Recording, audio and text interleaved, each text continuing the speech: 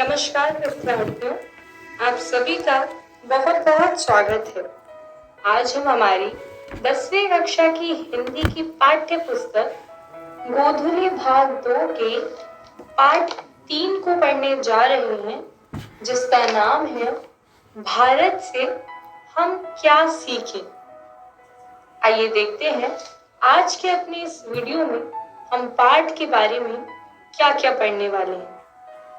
आज के इस वीडियो में हम जानेंगे मैक्स मुलर कौन थे, भारत से हम क्या सीखें पाठ का प्रसंग अर्थात भारत से हम क्या सीखें पाठ के बारे में हम कुछ बातें पढ़ेंगे। तत्पश्चात हम पाठ में प्रयुक्त कठिन शब्दों के अर्थ देखेंगे। तो चलिए शुरू करते हैं अपनी आज की वीडियो मैक्स मुलर के परिचय के साथ। मैक्स मुलर का पूरा नाम फ्रेडरिक मैक्स मुलर है।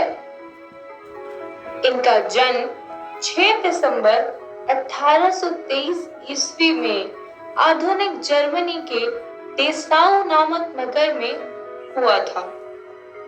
इन्होंने कई पद्यों एवं उपनिषदों का अनुवाद दूसरी भाषाओं में किया था, जिसमें से हितोपदेश, कट, केन, मेघदूत काफी प्रसिद्ध रहे।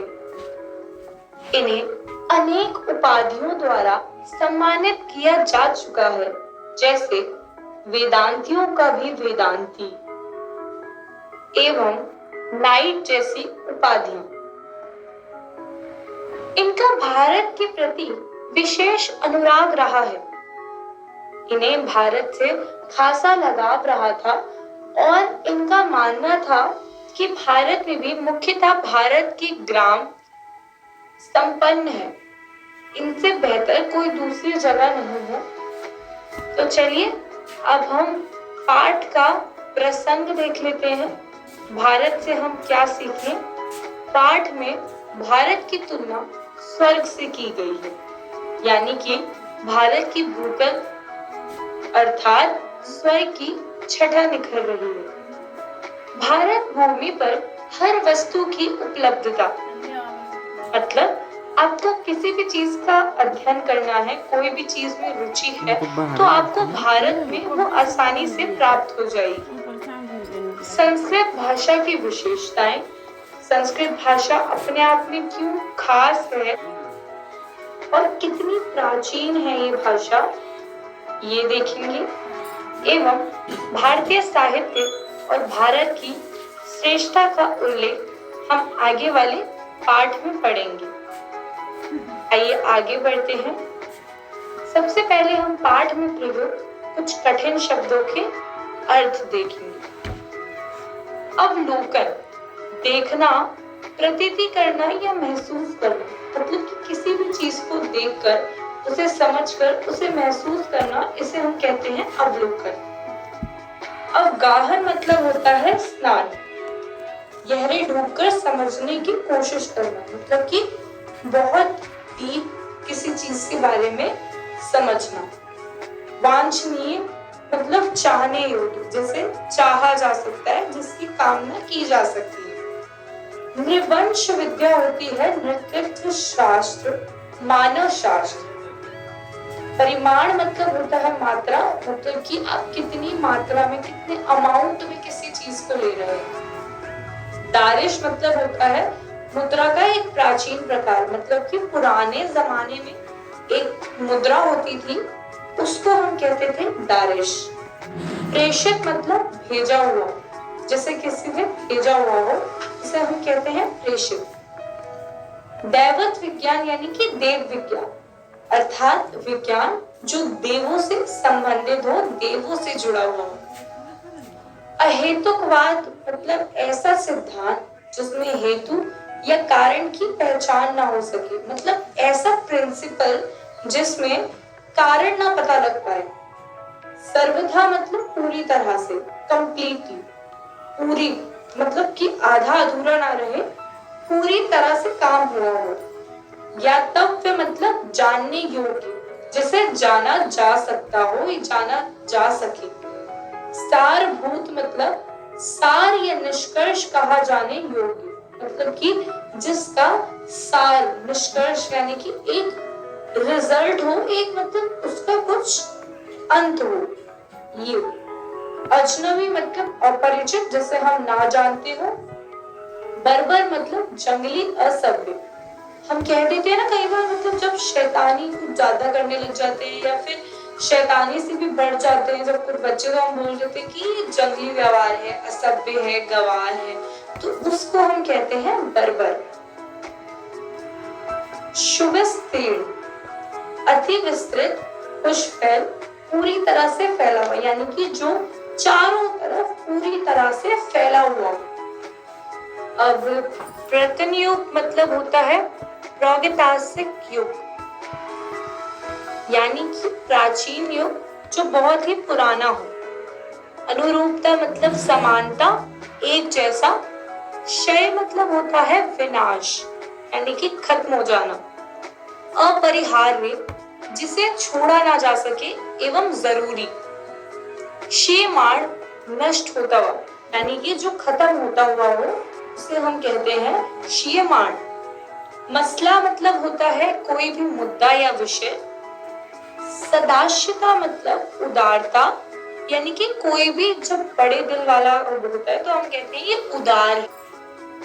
सर्वातिशायी मतलब जिसमें सारी चीजें समाहित हो जाए, मतलब सारी चीजों से मिलकर जो बना है उसे हम कहेंगे सर्वातिशायी। विद्यमान मतलब वर्तमान, उपस्थित मतलब कि जो अभी उपस्थित हो। अनिर्वचनीय, जिसकी व्याख्या न की जा सके, वाणी के परे, मतलब कि जो जिसका उल्लेख हम कर ही नहीं सकते। धात्री मतलब पालन पोषण करने वाली, जो भी पालती है उसे हम कहते हैं धात्री। अपरांत मतलब पश्चिमी। परिणत अर्थात परिवर्तित, जो कि बदलता रहता है, एक समान ना हो। प्राच्य मतलब पूर्वी। यहाँ पे पाठ में अगर हम देखें तो प्राच्य मतलब है भारतीय और अपरांत मतलब है पश्चिमी। तो आज के इस वीडियो में हमने क्या क्या सीखा? मैक्स मुलर कौन है, पाठ का प्रसंग, यानी कि हम आगे पाठ में क्या क्या पढ़ने वाले हैं, एवं पाठ में प्रयुक्त कठिन शब्दों के भावार्थ पढ़े। मैं आशा करती हूँ आपको आज की वीडियो में पढ़ाई गई बातें अच्छे से समझ आ गई होगी। घर जाकर पाठ को दोहराइएगा और आप सभी का बहुत बहुत स्वागत है। आज हम हमारी 10वीं कक्षा की हिंदी की पाठ्य पुस्तक गोधुली भाग 2 के पाठ 3 को पढ़ने जा रहे हैं, जिसका नाम है भारत से हम क्या सीखें। तो आइए देखते हैं आज के अपने इस वीडियो में हम पाठ के बारे में क्या क्या पढ़ने वाले हैं। तो आज के इस वीडियो में हम जानेंगे प्रसंग, यानी जो भी हम वीडियो में पाठ्यांश पढ़ेंगे उसमें पाठ के बारे में हम क्या क्या बातें पढ़ने वाले हैं, पहले हम ये जानेंगे। तत्पश्चात हम पाठ का वर्णन करने की कोशिश करेंगे। तो चलिए विद्यार्थियों, इसी के साथ हम अपना आज का पाठ शुरू करते हैं, पाठ के प्रसंग के साथ। भारत देश जहां भूतल पर ही स्वर्ग की छटा निखर रही है, अर्थात भारत की भूमि की तुलना यहाँ पर स्वर्ग की छटा से की गई है। मतलब कि भारत की भूमि इतनी सुंदर है कि उसे देखकर ऐसा लगता है जैसे हम किसी स्वर्ग में आ गए हैं। सच्चा भारत अर्थात भारत के ग्रामवासी। इसका तात्पर्य है कि अगर आपको सच्चे भारत के दर्शन करने हैं तो आपको भारत के बड़े बड़े शहरों को छोड़कर भारत के ग्राम में जाना पड़ेगा, गांव में जाना पड़ेगा। वहीं पर आपको पता लगेगा कि सच्चा भारत क्या है।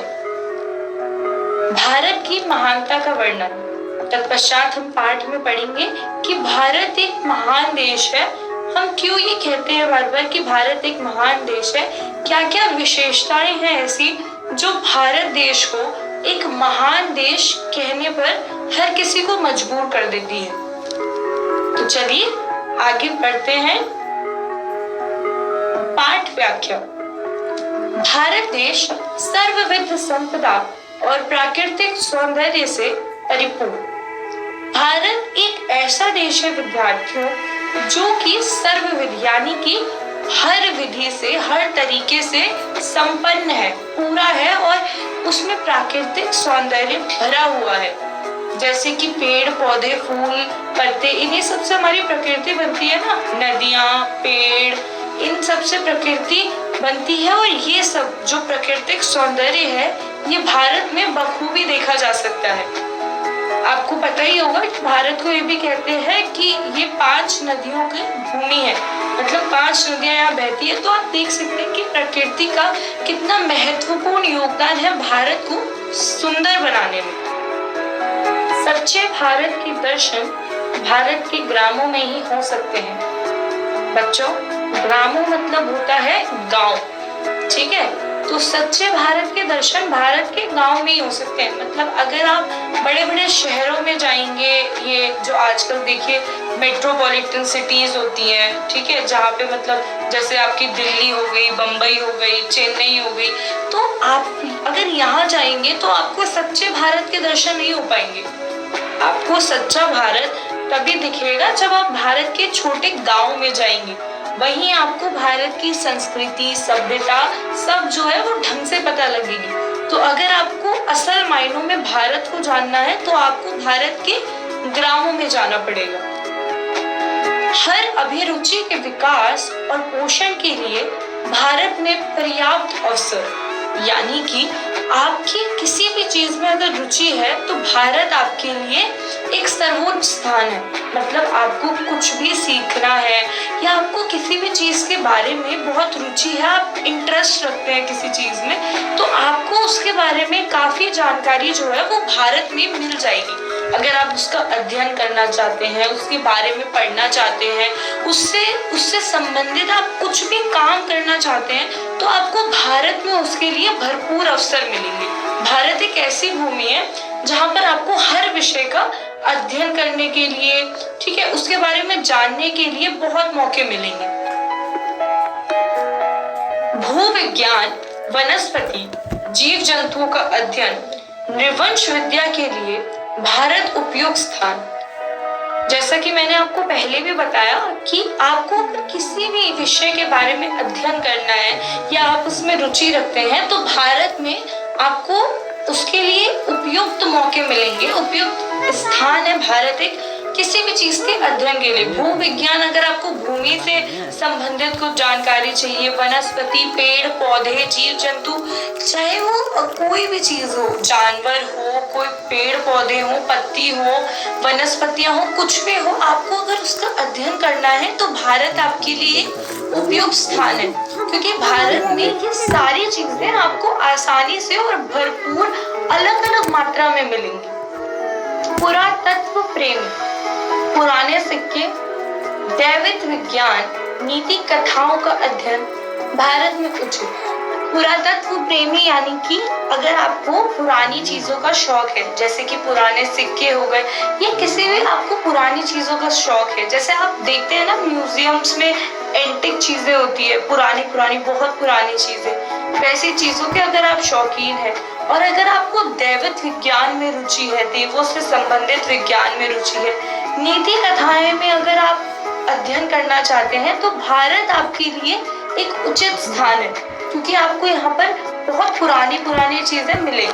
दैविक विज्ञान तो आपको यहाँ पर भरपूर इतने देवता हैं कि आपको आराम से उनके बारे में अध्ययन करने के लिए पर्याप्त अवसर मिलेंगे। नीति कथाओं का अगर आपको अध्ययन करना है तो भी आपके लिए भारत एक उचित स्थान है। भारत में होना अर्थात अत्यंत प्राचीन व सुंदर भविष्य के बीच खड़ा होना, इसका मतलब है कि अगर आप भारत की भूमि पर हैं तो आप एक बहुत ही पुराने, प्राचीन मतलब पास्ट और भविष्य मतलब फ्यूचर, तो यानी कि आप बहुत ही पुराने एक इतिहास में और एक बहुत ही सुंदर भविष्य के बीच है। आप उस दोनों के मध्य में हैं। अपने सच्चे आत्मरूप की पहचान में भारत का स्थान पहला है। मतलब कि अगर आपको अपने सच्चे आत्मरूप, अपने रूप के बारे में, आत्मरूप क्या होता है? अपना रूप, उसकी पहचान करनी है तो भारत जो है वो सबसे पहले स्थान पर आता है। तो विद्यार्थियों, आज की इस वीडियो में हमने क्या क्या सीखा? हमने देखा कि भारत के सच्चे दर्शन अर्थात गांवों का भ्रमण, यानी कि अगर मुझे सच्चे मायनों में भारत के बारे में जानना है तो मुझे भारत के गांवों को घूमना पड़ेगा। हर प्रकार के अध्ययन के लिए भारत एक सर्वोच्च स्थान, यानी कि अगर मुझे किसी भी विषय के बारे में अध्ययन करना है तो भारत मेरे लिए एक उपयुक्त जगह है। मैं वहां जाकर किसी भी विषय के बारे में अच्छी तरह, भरपूर मात्रा में भांति-भांति का अध्ययन कर सकती हूँ।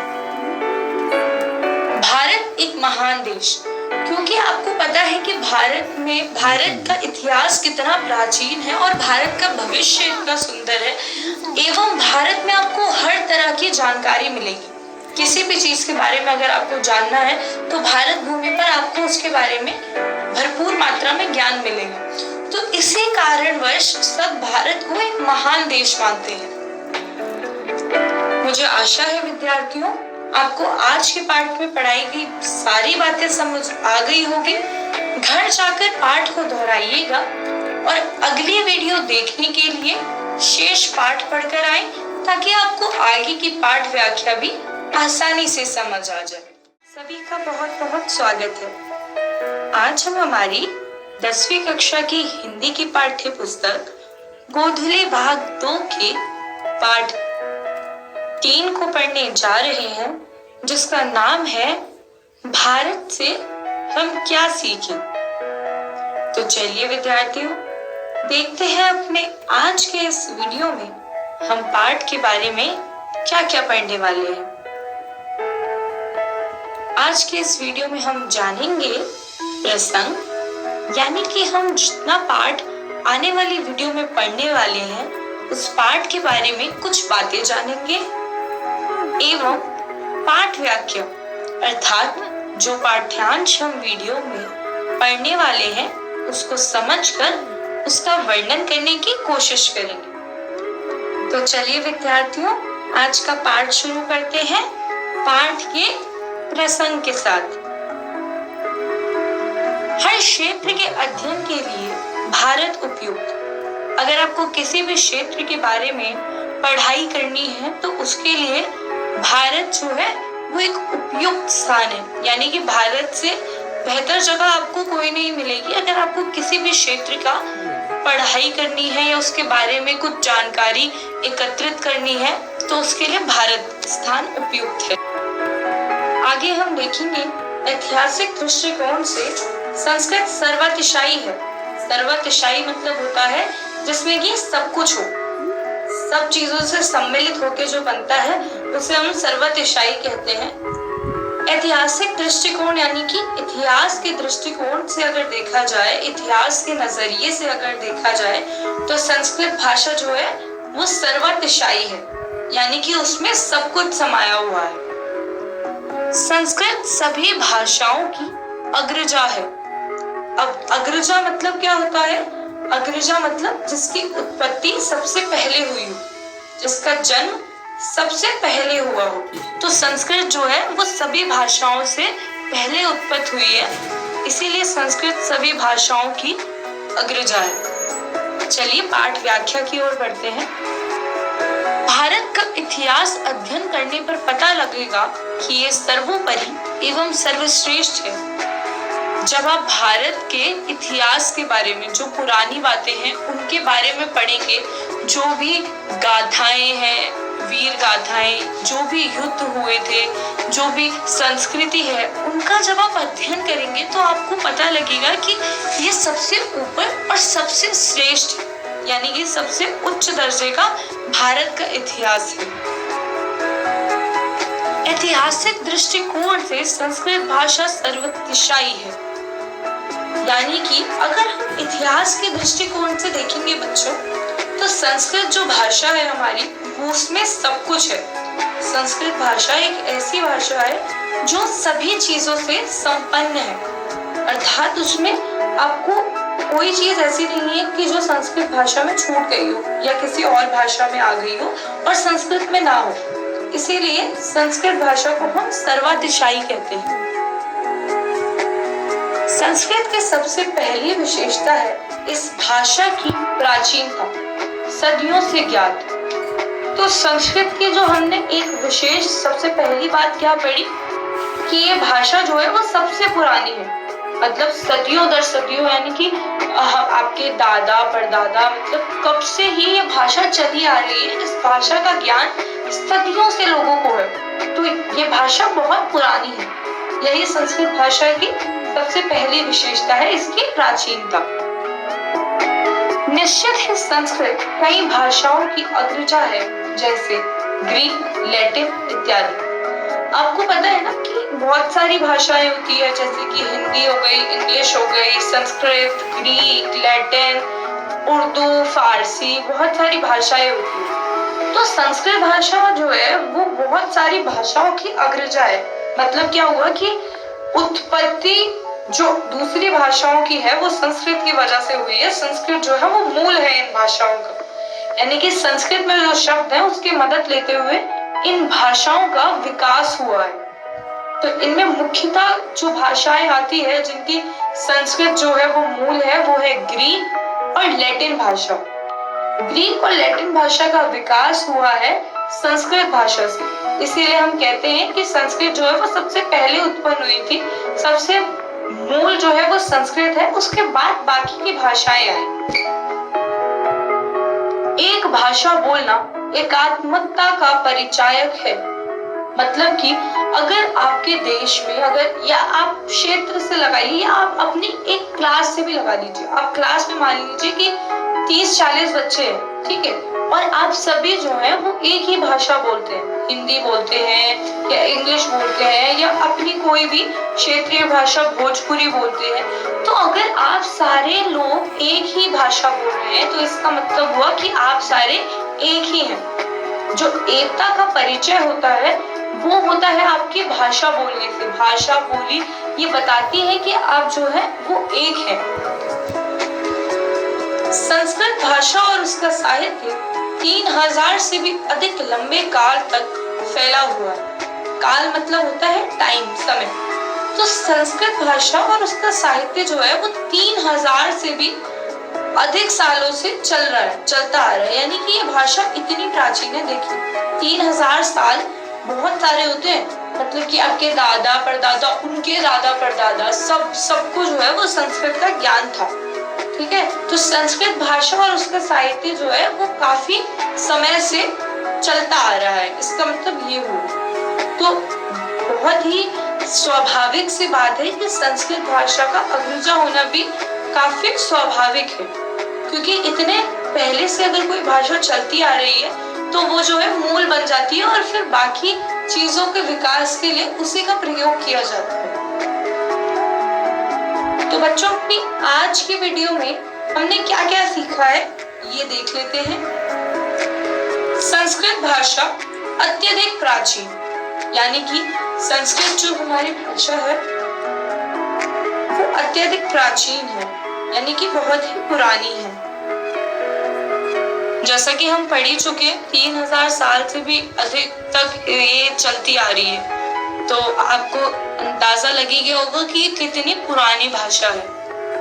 भारत एवं साहित्य की ओर एक ऐतिहासिक दृष्टिकोण, हमने देखा कि इतिहास के नजरिया क्या है भारत का और उसके साहित्य की ओर। एक भाषा का प्रयोग यानी एकता, हमने देखा कि एकता का एक मापक है जो कि जिससे कि हम मेजर करते हैं एकता, वो भाषा है। यानी कि अगर लोग एक ही भाषा बोल रहे हैं तो हम ये अनुमान लगाते हैं कि स्वाभाविकता वो एक ही क्षेत्र से हैं या एक ही जाति के हैं या मतलब एक लोग हैं वो। आशा करती हूँ विद्यार्थियों आपको आज के पाठ में पढ़ाई गई सारी बातें समझ आ गई होंगी। घर जाकर अपने पाठ को दोहराइएगा और अगली वीडियो के लिए शेष पाठ पढ़कर आए ताकि आपको आने वाले पाठ की भी व्याख्या अच्छे से समझ आ जाए। आप सभी का बहुत बहुत स्वागत है। आज हम हमारी 10वीं कक्षा की हिंदी की पाठ्य पुस्तक गोधुली भाग 2 के पाठ 3 को पढ़ने जा रहे हैं, जिसका नाम है हम भारत से क्या सीखें। तो चलिए विद्यार्थियों, देख लेते हैं हम आज के इस वीडियो में पाठ के बारे में क्या क्या पढ़ने वाले हैं। आज के अपने इस वीडियो में हम जानेंगे प्रसंग, यानी कि जितना भी पाठ्यांश हम पढ़ने वाले हैं उस पाठ के बारे में कुछ बातें जानेंगे। तत्पश्चात हम पाठ को समझकर उसका वर्णन करने की कोशिश करेंगे। तो चलिए विद्यार्थियों, अपना आज की वीडियो शुरू करते हैं पाठ के प्रसंग के साथ। संस्कृत की सहायता से इतिहास का अध्ययन। तो हम अपने आने वाले पाठ में पढ़ेंगे कि किस तरह से संस्कृत की मदद से हम अपने इतिहास के बारे में पढ़ सकते हैं, किस तरह से हमें इतिहास की जानकारी संस्कृत द्वारा मिलती है। सर विलियम जोन्स द्वारा भारत के दर्शन। सर विलियम जोन्स के जब भारत के दर्शन हुए थे वो किस प्रकार हुए, क्या हुआ उस दौरान, ये हम अपने पाठ में पढ़ेंगे। भारत की स्थिति आज भी एक समान, मतलब कि भारत की पहले क्या स्थिति थी और भारत की वर्तमान क्या स्थिति है, और दोनों स्थिति किस तरह से बदली नहीं, वो आज भी एक ही समान, एक ही जैसी है, ये हम देखेंगे। तो चलिए शुरू करते हैं पाठ व्याख्या।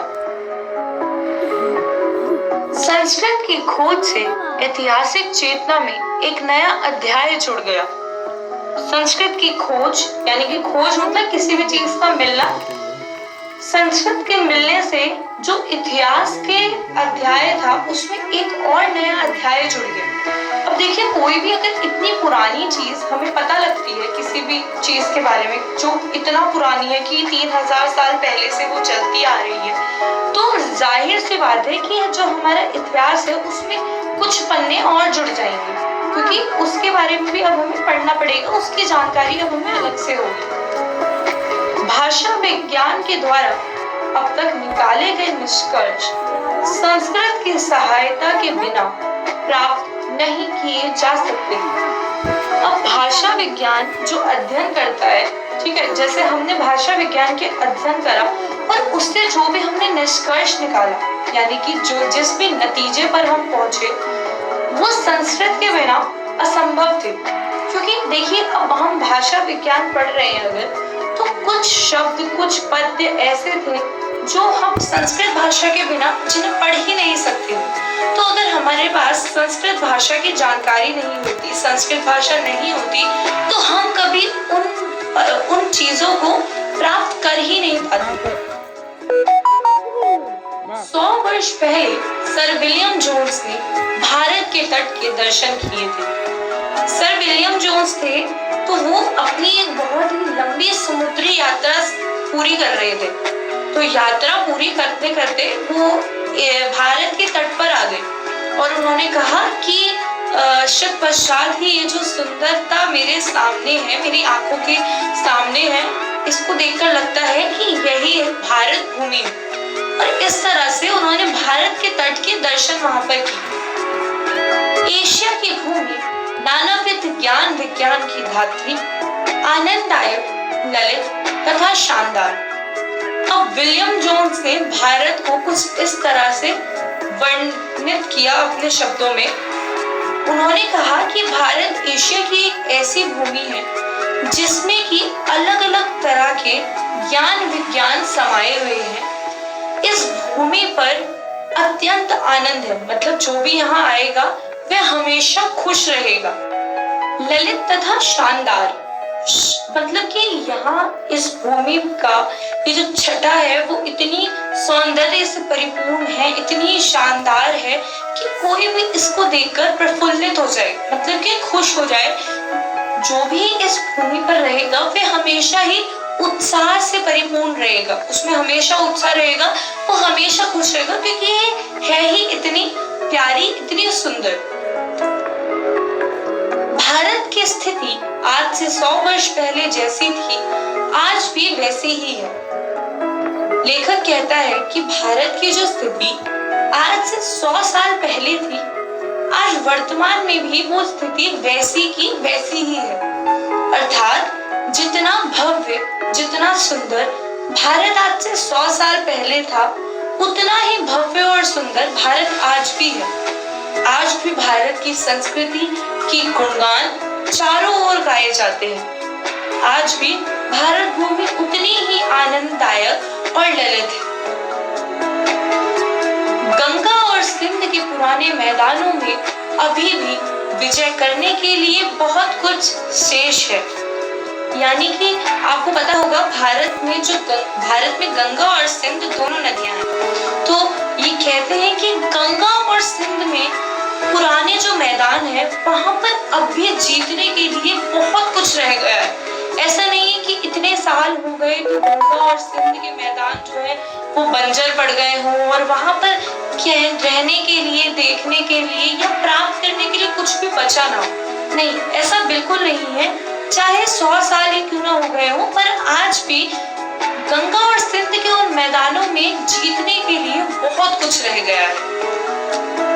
तो विद्यार्थियों, हमने भी आज के इस वीडियो में क्या क्या सीखा वो देखते हैं।